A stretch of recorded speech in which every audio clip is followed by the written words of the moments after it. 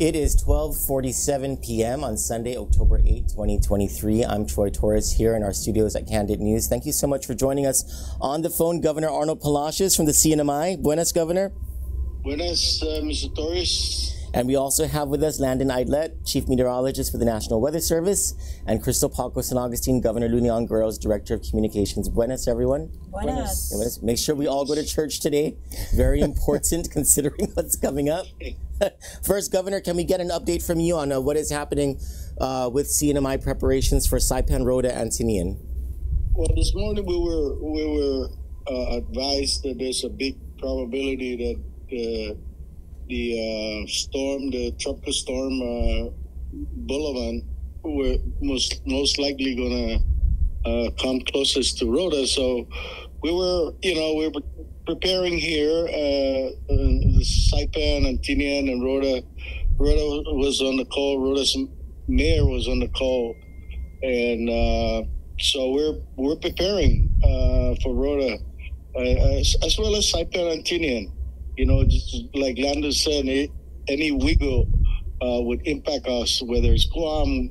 If it wiggles south, it goes to Guam. If it wiggles north, it goes to Tinian and Saipan. So we're preparing. We have 3 jurisdictions to look at and 3 different island preparations. So yeah, we spent over 2 hours after the briefing from Landon this morning, and I just got home, and we got to get back by 2 o'clock again and see where we're at. But yeah, I think everybody's going to start preparing, and we're going to send out our public notice. If it hasn't gone out already, we will be sending it very shortly. Landon, has anything changed about the storm's path? Is it still looking like it's going toward Rhoda?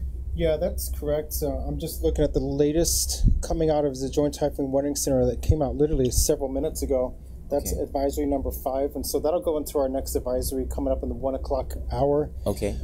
So far, this latest track is holding a course steady toward the island of Rhoda. Okay. So we're going to be watching that, still passing through the Marianas as a Category 2 typhoon. Okay. So these are consistent trends with what we were briefing from our 4 o'clock advisory at 7 o'clock this morning and through all the morning meetings. But it's important to note that, as the governor just mentioned, there's little shifts, there's wiggles. Unlike when you're forecasting hurricanes along the Atlantic coast of the United States, these wiggles don't matter as much because somebody's going to feel it. But a little wiggle here with a passing tropical cyclone can be a near hit or a near miss or a direct hit with these small islands. And we're still quite a few hours away from this thing. What is it now? Less than 72 hours? We're coming up on less than 48 hours from the onset of possible tropical storm force winds, probably right about 60 hours from a CPA through the islands. And so is that still a lot of time for this thing to change? Oh, absolutely. Okay. As long as it's east of us, yeah, there's always time for shifts. And so Guam and Rhoda geographically are very close together, so it's not like... Could we say that Saipan and Tinian might be out of the woods here? No. Guam, Tinian, and Saipan are very much still within shouting distance of a direct hit. Okay. So we are communicating that. We're preparing for exactly that. Everybody in the Mariana Islands will be feeling this to some degree. Somebody will be feeling it a whole lot more than others. Okay. All right. So the bottom line is all 4 islands continue to need to prepare for, at the very least, tropical storm force winds. Absolutely. Which are considered damaging winds, if I'm not mistaken? According to our technical terms, the damaging winds, those are 39 miles per hour sustained. That's tropical storm force. Yeah. That's what our watches and warnings are based off, as well as the conditions of readiness. And we've seen strong tropical storm force winds pick up Toyota Tacomas. Yeah. And just to give an example of some perspective of what we're dealing with here. Yeah, I mentioned earlier at the EOC that I don't like the term banana storms too much because typhoons can do a whole lot more than bananas. Yeah. And so even tropical storms can do a lot more than bananas. Will this be a typhoon by the time it makes its CPA somewhere in the Mariana Islands? Yeah, that looks likely to be the case. Right now, the latest advisory still has it holding at 40 miles per hour. So it's been sluggish to get its act together and intensifying. But the JTWC does forecast the intensification will continue through tonight and tomorrow, possibly becoming a typhoon late Monday night or early Tuesday on approach. Governor, are you in tropical storm condition 3 right now? Yeah, pretty much. But you know, we're going to go back around 2 o'clock and get together again and make a determination and send out whether it's tropical condition 2 or 3. Okay. But I think we're around 2. I mean 3. 3. Okay. So in any event, you know, we need to just continue to get things done by today, this evening, in preparations for everybody, because tomorrow is a holiday on Saipan and Tuesday is the austerity holiday. Okay. So we've got 2 days that the government's supposed to shut down, but obviously we're not going to do that. We're going to call in all the essential employees to make sure that things are prepared. If it hits Rhoda, then we're prepared to go down and make sure that things we respond smoothly on Rhoda or Tinian or Saipan. Okay. So yes, I mean it's a planning purpose, and we know that it's going to hit one of the islands. So you know it's tracking towards Rhoda, but anything can change. Things can change pretty rapidly. So we're preparing on Saipan, preparing on Rhoda, and preparing on Tinian as well. Governor, this is a question for both you and Krystal. Are both our territories preparing to open typhoon shelters? Yeah, we are. Actually, we had all the parties, the Department of Community and Cultural Affairs were there, as well as PSS, Public School System, which runs the school shelters. So yeah, they were there, and you know, they've in Guam and Rhoda, Saipan, Tinian, we've been down this road fairly recently. So, you know, the folks that are going to run these shelters or do run the shelters know what we need to get done, and let's make sure that the shelters got the power backup generators and water tanks ready for an extended period of time. So yeah, we're preparing those shelters. Thank you, Governor. Absolutely. Krystal, do we have the same situation? Shelters being prepared, backup generators and water supplies? A similar situation, and just to maybe brief people what happened this morning, Governor Leon Guerrero did declare condition of readiness 3, typhoon condition of readiness 3 for the people of Guam in anticipation of Bolaven. We want to make sure that people take this time. It's a beautiful Sunday morning, afternoon. It's a beautiful Sunday and period, but you need to take this time. This time is critical to preparing and taking those preparedness steps. I'm really happy for the people of Guam who you're seeing the lines. You're seeing the lines at the gas stations. You're seeing the lines at Home Depot. Troy, you were just telling me that people are saying, pro tip, go to Casulas, not Home Depot right now. Because it's packed. It's packed. Yeah, it is packed. So the preparedness messaging is getting out there. We are in condition of readiness 3. Gov Guam actually will close at condition of readiness 2, which is not yet been declared. Is there an estimation or an anticipation that Core 2 may be called by the governor tomorrow morning? Possibly sooner, and that's really determined by Landon's next forecast and next advisories. Which is at around 2 o'clock. 2 o'clock, and again at 7 p.m. So everyone stay tuned to the news. This is an evolving situation. Okay. So his advisories come out every 6 hours. We're listening intently. We're putting out information as it becomes available. At this time, for the people of Guam, the message is we are in Core 3. Use this time to make those preparedness. Take the canopies down. Start putting up the shutters.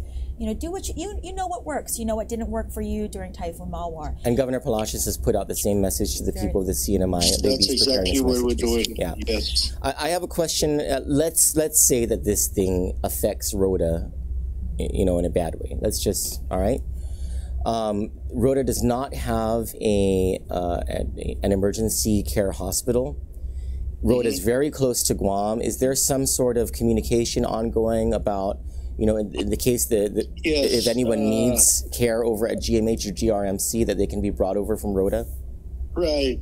So Franklin, who's the head of Homeland, has been talking to the folks at the JRM, as Okay. well as I believe possibly some of the hospitals over there, if there's a need for medevacs. Okay. So yeah, those are in the discussions right now. Okay. To Okay. kind of finalize those plans if necessary. Okay. And turning our attention to the power and water situations in both territories, I know both of our territories have fragile infrastructure systems. Governor, can we get an update from you first? Preparations that are ongoing by CUC? Yeah, I'm not sure if you've been paying attention or been reading in the paper that there's an issue with a power plant in Rhoda. In Rhoda, yes. And I was really concerned about that just this past week, and I've asked, in fact, instructed CUC to put some sense of urgency into addressing that issue. But in that regards, Betty Terlahi, who's the acting director, and some of the board members have been working very hard to address that issue, and so we're trying to fly in some expert mechanic to come into Rhoda either today or tomorrow to put together the fix on one of the generators that's down, so that we can have a backup generators to that. Okay. The other the concern is, of course, the hospital there. I was assured by Mr. Warren Villagomez that that's been pretty much taken care of, and then Betty Terlahi of CUC has also make sure that the water wells have backup power for the wells. So Okay. We're trying our best to address those critical infrastructure. Knowing that we just went through Mawar less than a year ago, and so everything is still fresh in the planning, and we know how we react to it, and so does FEMA. FEMA's pretty much pre-positioning supplies and ready to go if something happens to any of our islands. Krystal, what about GPA and GWA here on Guam? So maybe back up a little bit. The first thing Governor Leon Guerrero did this morning was she called her critical infrastructure agency heads to the table. Among them, of course, is Guam Power Authority, Guam Water Works Authority. John Benavente did meet with Governor, and he basically articulated that since Friday last week, their teams have been trimming trees and trimming any loose debris, because we know that that can take out the power, and they're focusing a lot of their efforts on lines near water wells, because when you water requires is pumped by generators, by power, and can we just? I'm so sorry.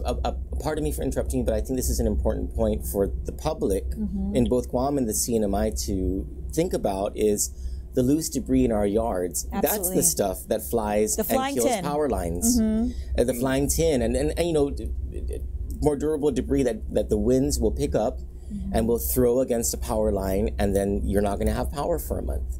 So I think there's a message that has to be made here about people who brought out their debris for the U.S. Army Corps of Engineers debris cleanup mission that is ongoing. And so I am of the understanding that U.S. Army Corps of Engineers continues to push through that debris pickup mission. Last I checked, there are about 15 villages have been deemed complete. But my concern really is those ineligible debris. So if you had ineligible debris that you put out for the Army Corps to pick up, and they were ineligible, they left them. So it is your responsibility. Not only is that considered illegal dumping and is a citable offense, but it now poses a hazard for you, your family, and your neighbors, and the potential that it could take out your power, and it could, cause more damage than is necessary. So please, right now, the message relative to the U.S. Army Corps of Engineers debris cleanup mission, if they're in your village right now they're pushing through. I understand they're really trying to expedite their efforts, and they will continue to work until it is no longer safe to do so, until they make that call. As of this hour, they continue to push through that cleanup mission. So if they're in your village, let them proceed with picking up the debris. I think later on today or first thing tomorrow, we can put out more messaging about where they are, status quo-wise, and whether or not you have to go and take back in your trash. But that's a great point to be made. And again, GPA did meet with the governor and conveyed that they're trimming the trees, they're making the preparations, their teams are preparing, especially right near the water wells, which again, those are priority to keep generated. Guam Waterworks Authority, Chris Budasi, who is the acting general manager for the Guam Power Authority, he basically conveyed that they're topping off all reservoirs, and they're also working with the DPW and other agencies to stage that heavy equipment. And they're working closely with GPA to ensure the generators are available in all their assets. So again, a lot of lessons learned from our last experience. 4 months out, we're 4 months out from Typhoon Mawar. So many families are still vulnerable. So please take those preparedness steps. You know what worked for you last typhoon, do it. If it didn't work, so this is a greater level of preparedness than that we're seeing. Thank you. Thank you so much to Governor Leon Guerrero for that. Governor Palacios, are your agencies pre-positioning assets as well? Yes. Pretty much. You know, one of the things that, you know, fortunately we've had some very heavy equipments down on Rhoda, at least for the power system, and the hospital is pretty much prepared with their power and water system. And I've asked that all those agencies that have water tanks top them off immediately.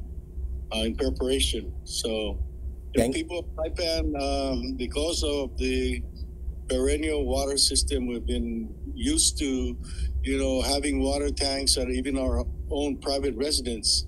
Yes. And our shelters and schools have those extra water tanks that they're going to be topping off also. Okay. But the equipments are pretty much in place. Right on, Governor. Landon, right up until about I believe it was about 9 p.m.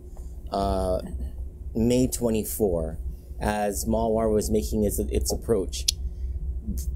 The power went out, telecommunications went out, and you were right about to tell the people of Guam that Mawar, instead of going to the south, was heading to the north.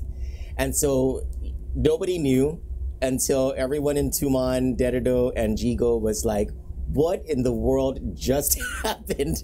If it was this bad here, it must be really bad in the south. But it turns out that there was a loss in communication. So you can do all of that great stuff that you're doing in the National Weather Service. Is there some sort of, I don't know, maybe this is something for you, Krystal, and for you, Governor, to chime in on. I'm not sure, but is there some sort of backup system in place so that we can know what Landon is saying when the power goes out and when telecommunications goes down? Landon, you go first. Before she goes, Mawar was special in a lot of ways. I know we were looking at a southern Guam passage, and that would have been a worst case scenario for Inarajan, Maritzo, and other villages down the Talafufu Bay. But these wiggles that we stress, that was one of those wiggles. It was one of those wiggles, and we were watching the radar before it went down. That center of this Mawar was going consistently to the right of the forecast track. And so we knew it was going to be moving up Guam for a direct hit. How far north? And eventually it made that ultimate turn toward the west.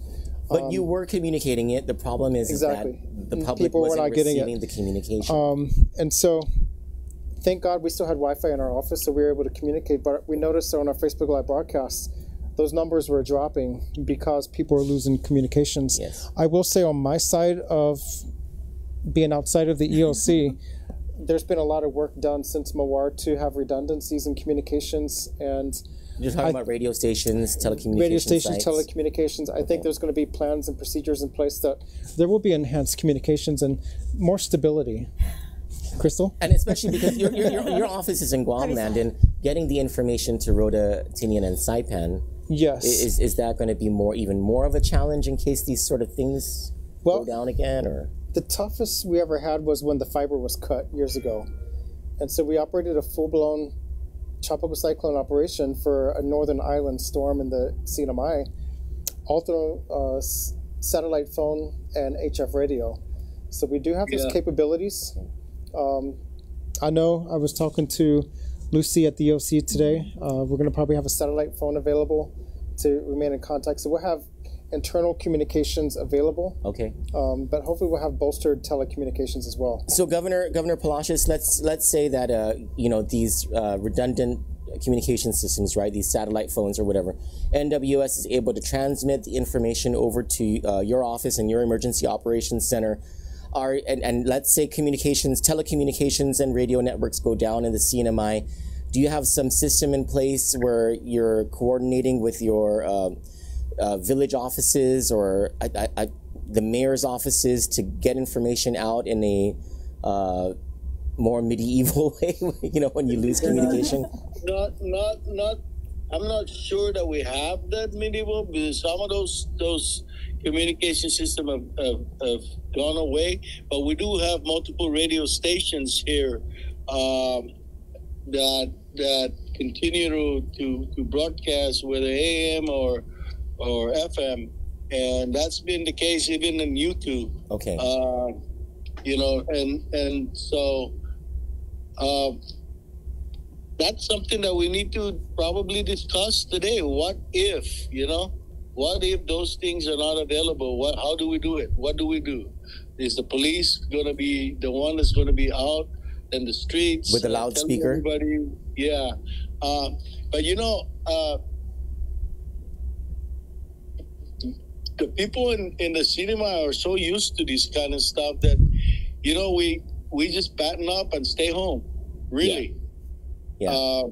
And one of the things that we need to emphasize, and it's a good thing that you brought that up, and we need to emphasize to our people that, even people in Guam, that, hey, storms are serious and things can happen with the communication and things could black out but use your common sense that that there's a storm coming. Things get worse, you batten up and stay home. Krystal, what about our backup plans here? So I want to go back to what Landon was saying. At the time we were predicting, the forecast showed that Malwar was heading south. And so you guys cleared the low-lying areas in the south. Evacuated low-lying coastal southern areas, only to have Jigo and Dededo and up north face most of the damages. And so I just want to emphasize that while we talk a lot about the closest point of approach, a lot of the damage and devastation that was caused by Malwar actually happened after the storm moved away from us, the prolonged winds, the prolonged rains. And Landon spoke about this earlier this morning during one of the briefings. So let's not put too much emphasis on closest point of approach, but just that overall we have to prepare and prepare to buckle down just the way the CNMI does and stay put until the coast is clear and Core 4 is declared. As for communications and redundancy, Landon alluded to some of that. Is internal comms is being reinforced, redundancies are being made, satellite phones, of course, a must. I understand that ESF or Lucy, we keep referring to her, she is the telecoms queen at the emergency operations. Lucy Perez. She's really been spearheading this effort to ensure that if and when comms does go down, that we are ready this time. And I know that the governor from CNMI spoke a lot about multiple radio stations, but here on Guam, we have multiple radio stations and everyone's antennas were either missing or damaged. And so we have been talking with the telecoms. They're basically saying they're going through their checklists and they're making their assessments now, including generator maintenance and their infrastructure checks. We've also started the conversations with the media partners as well. Our emergency broadcast station is K-Stereo. And so the conversation there is that they've already repaired their antennas, they're ready to go, their generators are ready. And so that's comforting to know moving forward, but still, we also want to correct the issues we had last time. Was after the typhoon passed, was that we struggled with communicating to people who still didn't have power or water or internet. They weren't able to access any of the information or get the help they needed. So it's reverting back to medieval times, as you spoke, but it's called low-tech comms. The loudspeakers. The loudspeakers roving the villages, putting a pre-recorded message out there, flyers, printing flyers. The only issue I have with printing flyers is that the information gets dated very quickly. A lot of small little changes we can make in our messaging, like time stamping things, and then putting based on putting little disclaimers that things are subject to change.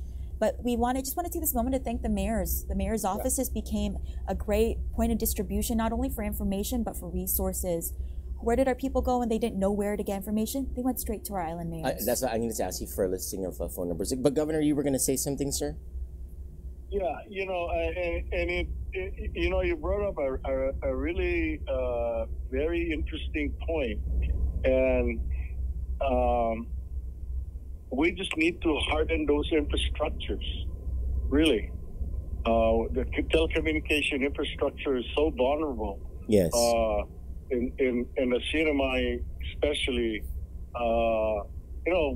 we thought everything was hunky-dory and up to par on the most progressive island in the Marianas of Guam, but they also, when the system went out, we didn't have the redundancy, we didn't harden the infrastructure. So, I'm glad that I'm talking to even Simon Sanchez, who's also a member of our CUC board, hardening infrastructure like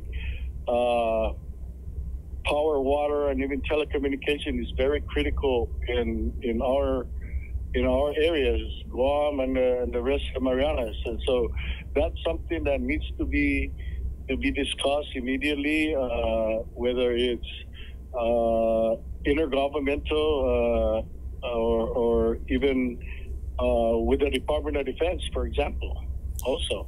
Thank you, Governor. Yeah. Are your ports and the ports here on Guam ready, prepared?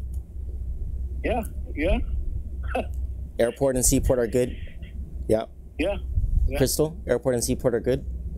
Roy Respicio did attend this morning's critical infrastructure meeting with the governor and basically conveyed that they've already started preparing the port yard. They're already working with the gas stations. We want to make sure that the people of Guam know that there is no gas shortage. We have enough fuel on the island. Please, people, there is no gas shortage. There is no gas shortage, but please do take this time now. I'd rather people be rushing to their gas station now on a clear day than in the middle of a storm. My goodness, people, there is no gas shortage. And for crying out loud, both in Guam and the CNMI, let's talk about rumor control. Governor. Rumor control. Governor, let's start with you about how you guys are going to handle rumor control communication system already, and we send it out, but it's temper control. And really, we saw that in Sudalore, and I think people realized that there was really no use doing that, and harassing people or harassing the owners of the gas stations. But that occurred. What happened in Mawar and Guam occurred to us during Sudalore, because we haven't had a storm in 20-25 years. So people were panicking, and after a while, I think people realized that, hey, there's really no sense in doing this. It's there, and we just got to get those word out and remind people that there's no reason for that kind of panic and short-temperedness. And we'll get through. We usually get through things. We just got to be a little bit more patient than we are normally. Governor, you're bringing up a good point. In the CNMI, they do have a very quick turnaround of these rumor control flyers, right? So as soon as they hear something in the grapevine, right, and they put something out like within minutes. Is that something, Krystal? I know you guys are swamped, but are you going to dedicate someone? We definitely do that, and I'm really grateful for everyone like in the EOC. They won't push out something until they check Jenna or myself to make sure, is this verified? Is this ready to go? Because what we experienced during Typhoon Mawar was we had a lot of great programs revving and ready to go. It was the Rise Up program, another U.S. Army Corps of Engineers program. Everyone was very excited. Roofing repairs, beautiful program. Wasn't ready to launch. The flyer went out 2 weeks too soon. And so it's just I remember that, yeah. We were having to be, please hold on, this program's not ready. Rumor control definitely will be a priority. I think our issue with Mawar was that there was very little access to comms, or limited to no access, and that's where rumors start, fear starts, because there was radio silence when you turn the radio dials.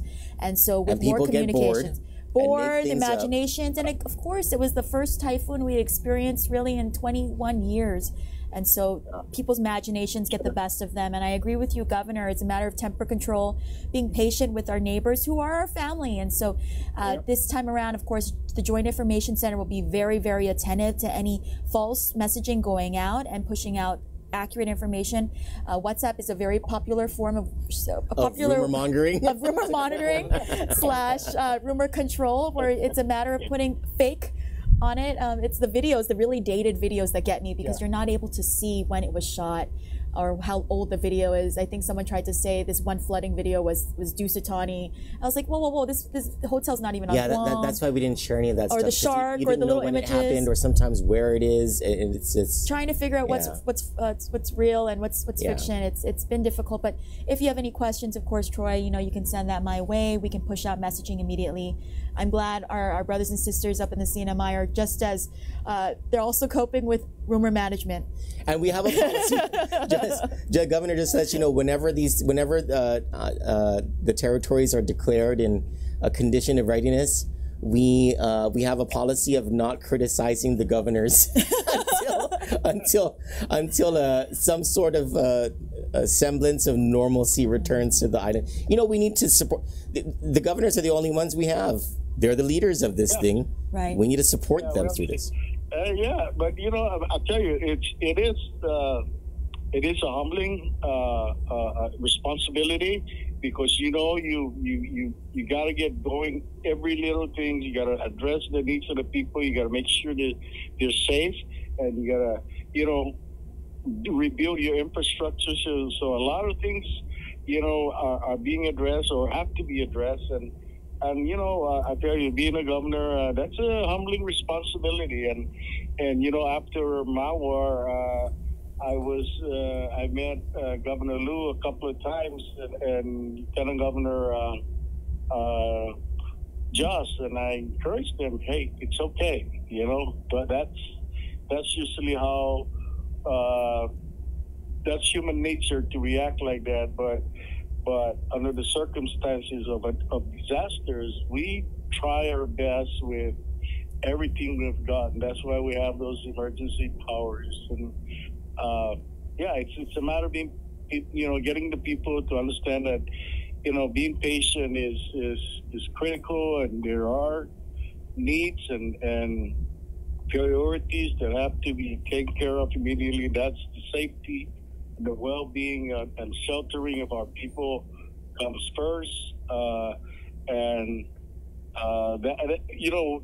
this point that you brought up started all this conversation is communications, and that's very critical in the nature of disasters.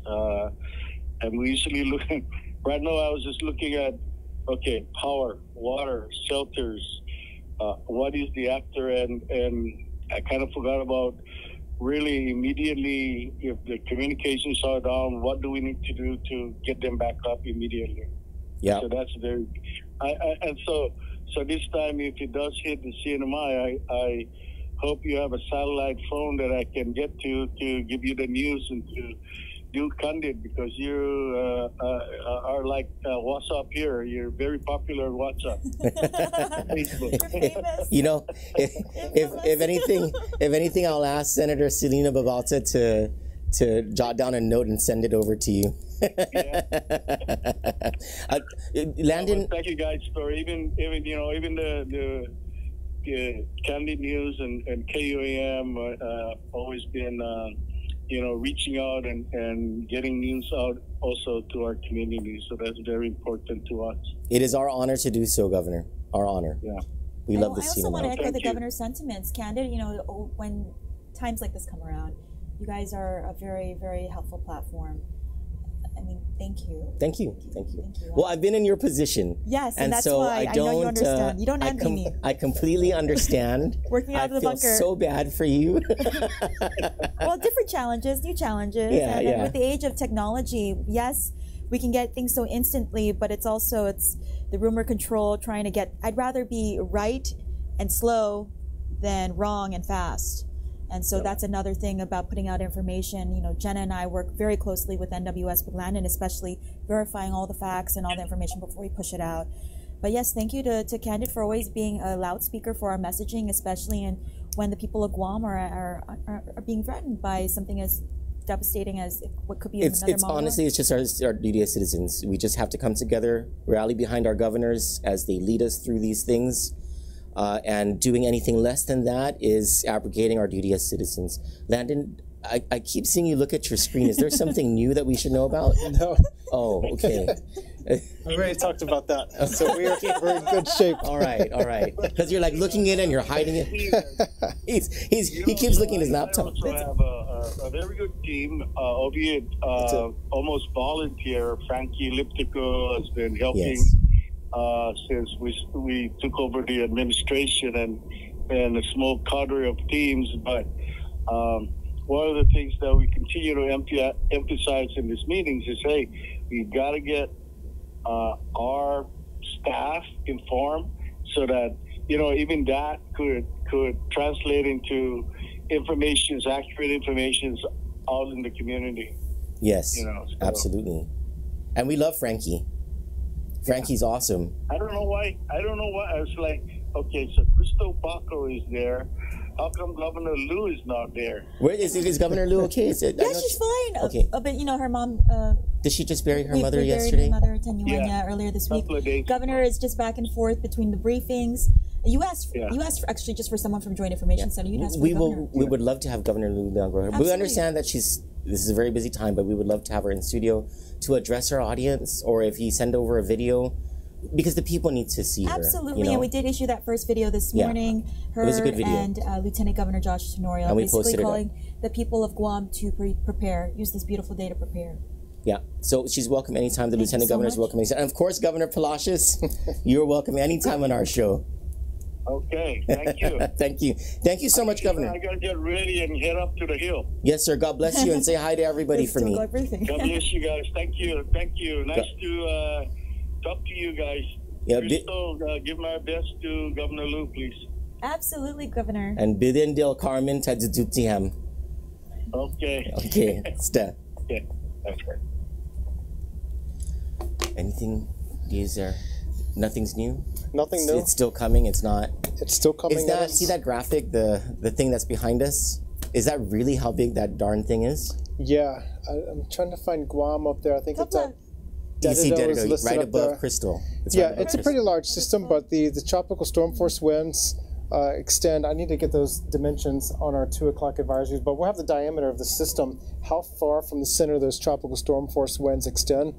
It's not a very well organized tropical storm at this point, so it's still taking its time. But I was looking at the latest from JTWC, their reasoning on the latest forecasts, and they do mention the possibility of rapid intensification in about 36 to 48 hours. Oh boy. So that is a new thing, huh? So that is something we've been highlighting the possibility of. But you weren't seeing it yesterday. We weren't seeing it yesterday, but now it's starting to mention into the prognostic reasoning that this is a possibility on its approach. Okay. It could be while it's passing through, or it could be before it passes. Yesterday, I can't remember what time yesterday, but the whatever that center of the storm was some 611 nautical miles southeast of Guam or Anderson Air Force Base. Today it's 605. Yeah, 605 miles east-southeast. So it's not moving very fast. It's moving slowly right now. It did slow down. Is that why the intensification happens? Well, it's two different things. The forward motion, the steering currents and stuff in the region. We have that subtropical ridge to the north that's keeping it down along 10 north versus gaining latitude right now. Okay. There will be a weakness in that ridge that allows it to start moving upward, gradually northward. Okay. But that intensification, the atmosphere will change in the coming days. It's been mitigated because there was some vertical wind shear the last couple of days, keeping things out of sync with the low level and the upper level, the deep convection. It was all out of sync. Now it's starting to come back on top of each other. So as long as they can get in that good environment with the vertical wind shear being very little, then things can escalate, intensify, and things happen. So we're going to be watching that closely because that is our biggest fear as forecasters, rapid intensification on approach. You could be expecting a Category 1, but if you get that rapid intensification, it could be a Category 2 or more. Are we still expecting the onset of tropical storm winds sometime Monday night? Tuesday morning. Tuesday morning. So we are looking at onset of damaging winds Tuesday morning, tropical storm force. That's a possibility for all of Guam CNMI at this time. So we have a typhoon watch for that reason. We're going to be upgrading the warnings as appropriate, probably sometime tomorrow. Okay. That's when we're within the 24-hour time frame, and there's more certainty, more expectations. And I'm talking about typhoon force expectations or tropical storm force expectations. So stay tuned to that. And the typhoon force expectations kind of depends where this thing is going for each of our islands. Is there anything you want to say about our tendency to become weather experts and go on windy and because things are starting to go around. Yeah, and we don't want people to get the wrong information. You and I talked, and Krystal mentioned it earlier. We're not going to be the first ones to say, "Hey, this is going to happen." Yeah. There's any number of weather apps on your phone. I won't see any of them, but people have access to these weather apps on the phones. They see these models that says, "Oh, look, there's a typhoon on Guam. Oh, look, it's going this way in 8 days." Yeah. Are you looking at this? And we're like, "Yeah, we do see that. We see that in our office. We see all the models." But the reliability of forecast models beyond day 3 in the tropics gets very unreliable, because 6 hours later, that next forecast model may not have a tropical cyclone anywhere near us. And we've seen that. We've seen these spin-ups for the last 3 weeks of something developing in the region. But unless we see it in the data, the observations, it's only speculation. And so really that changed earlier this week when we saw those winds starting to change across Micronesia going into this trough. And here we are.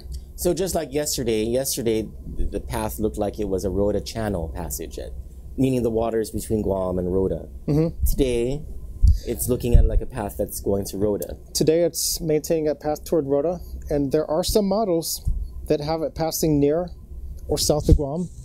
There's a whole lot of models having a passage near Tinian and Saipan. Some are to the northeast of Saipan. So that spread is there with the CNMI and Guam right in the middle of it. So none of us are out of the woods. We're still in that realm of possibility and uncertainty. That's the point. The point is that, stop spreading around all this stuff. Just stay tuned to it. Did you see this latest model? Yeah, we've seen it. Absolutely. Bottom line, this is an evolving situation. Yeah. While we're grateful for tools and apps like Windy, please defer to the experts when you want verified information before you screen grab and share and cause panic, unnecessary panic and alarm. Again, this is the time to prepare. Yeah, I see a lot of images and graphics from these apps coming through in WhatsApp groups, and it comes to me. Yeah, we're looking at that. But remember, the meteorologists, we are here to decipher the gibberish. Yeah. There's a lot of gibberish out there. That's why whenever I see a 90 whatever W, I'm like, is 94W something to worry about? Are you worried about 93W? And then we hit a bingo with 98W. Yeah. It was like, stand by, about to write something up and send it over to you. I was like, darn. Crystal, anything more? Again, use this time to prepare. I know 4 months from Typhoon Malwar and now Bolaven. I think we're still determining how to pronounce this. And it means ant fire? Bolaven? And in what language in Laos? It's a plateau in southern Laos. It's a plateau in southern Laos. But just use this time to prepare. I can't reinforce that message enough. Again, thank you to everyone who's already making those steps. You're seeing the lines at the gas stations. You're seeing the lines at the supermarkets. Get the water. Get the supplies you need. The flashlights. The gas. Hey, please. you know what wasn't packed this morning? It means Bolaven is the name provided by Laos People's Democratic Republic. It is the name of a plateau in the southern part of Laos.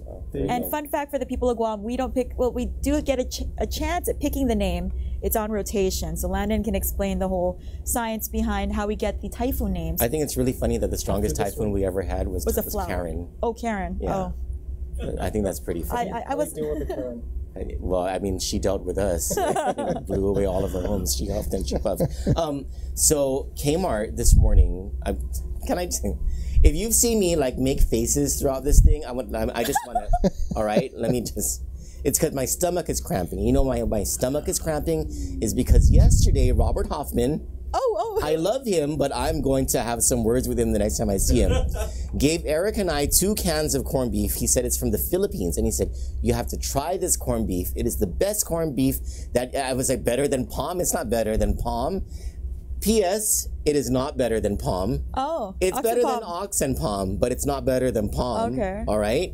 And I was Kleenex the entire morning. I have mild food poisoning, and I don't know if my friend sabotaged me or what, but that's why I wasn't at the heavy weather briefing this morning, because Eric had to take me to Kmart, End of story, beginning of new one. Kmart wasn't packed. And that place has like a bunch of good deals. So if you need to get like the flashlights and batteries and all, this tissue is 99 cents. Also, shout out to Eric, the photog, for being the MVP here. No, it Driver. does not dissolve. You know what does dissolve? The toilet tissue in the Kmart bathroom. That's a whole other story. Well, thanks for the visual, Troy. You're very welcome. We got to keep it light. We'll get back to for the end of this thing. Look at that! Look how big this storm looks. It's right over there. Now I feel. Yeah, we'll get back to the tropical storm. We can get back to the bathroom. You guys have a wonderful. There's a storm brewing in his stomach right now. I'm better now. I had a ginger ale. Thank you guys so much. Thank you again, Troy, and thank you to the people of Guam for tuning in, and for Kandit for giving us this platform. Yeah, just the governor's more than welcome to Absolutely. come on. And I got one more thing. I want to thank Krystal and Jenna, because with everyone at the JIC, this is the only place I've ever worked in the weather service, but I can see being in Guam and the CNMI working the JIC, this one, Marianas, this one message, one voice, that is so important. And it's lovely. So when you were in the JIC, y'all do a phenomenal job. Oh, thank and now you. with the media being our voice, because we have one message, one weather information. Krystal, you do a very good job. That works to our benefit as an island, as a region. Yeah. So kudos to y'all. We want to protect, our people. Yeah. Like I said, in the last typhoon, the governor and the operation did a fantastic job preparing us for the typhoon. I have my criticisms about the recovery effort, but it sounds like you guys are doing the things now that are going to help with a recovery effort if that time comes. And so, good A lot job. of lessons learned on the side for Guam, but also I think for the people of Guam. Very good. I feel much better after this conversation. I mean, I know our power is going to go out, right? Like, let's be real here. If tropical storm force winds come, the power is likely going to go out. It always does. You know, we have a lot more people with generators. Yeah. And a lot more people but with it gas sounds like right now. GPA is preparing to at least repair things faster than before. Yeah. And the agencies are working cooperatively to support one another. And so DPW is pre-positioned already in those problematic flooding areas. Polaris Point, Barcenas Road down in Marine, so right in front of Wendy's Barragata. We know those areas, and those are very important to protect and to keep clear for safe passage, especially when we're trying, after a typhoon, we have to make sure that we're able to take people to and from the hospital. And so DPW and the mayors, they're right at first light or whenever it's deemed safe to, they go out and they clear the streets. National Guard is standing ready to support if the power goes out and the traffic lights aren't working. Guam Police Department. Again, Governor Leon Guerrero did meet with her critical infrastructure agencies this morning, and we're all standing ready. A lot of hard lessons learned that last typhoon Mawar. We know what to do now, and so do the people of Guam. So thank you for doing your part to help yourself and also your neighbors, because your tin roof could be their problem tomorrow. Honestly, as soon as you said Wendy's, I kind of checked out mentally, because now all I can think about is the number one from Wendy's. What's the number one? It's the original, the Wendy's single. Yeah. He wants to say all that again. Eric, can we go there? Yes, Joe. I mean, I'm sure our audience heard it. Like, they heard all that very useful also, stuff. shout out to Wendy's, because they have the best Diet Coke. They do. Do they? They do. Oh, Best so Diet it's Coke no on longer Island. McDonald's that has the best Diet Coke? Best Diet Coke, in my opinion. I didn't know. I agree. Thank you, Eric. We're gonna have to. Can we go there, Eric? I'm fat, so you know. Well, Diet Soda's been saving me through my keto journey, so thank you to Wendy's for having the best. Now we're just being all useless up here. You guys have a wonderful day. Santa Maria and Kamalin, pray for us. Be safe. Peace be with you all. Thank you. Okay.